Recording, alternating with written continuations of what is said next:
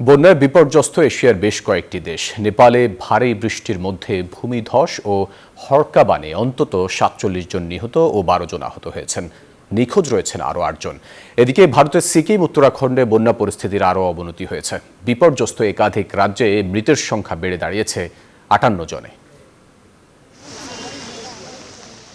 নেপালের রাজধানী কাঠমান্ডুর বেশ কয়েকটি নদীর পানি বিপদসীমার উপর দিয়ে প্রবাহিত হচ্ছে।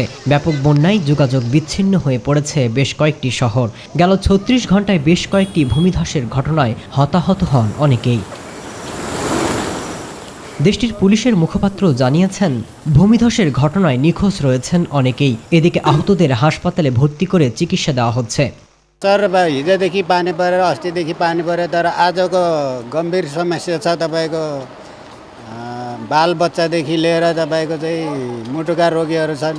বন্যায় বিপর্যস্ত ভারতের বিভিন্ন রাজ্যের জনজীবন।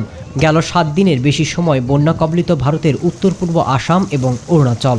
ব্রহ্মপুত্রের পানিতে আসামে স্বাভাবিক জীবন বিপর্যস্ত।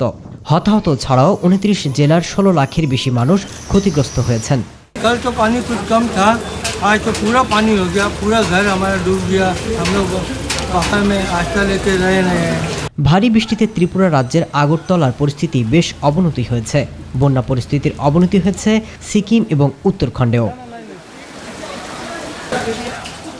মাসুদ রানা, নিউজ 24।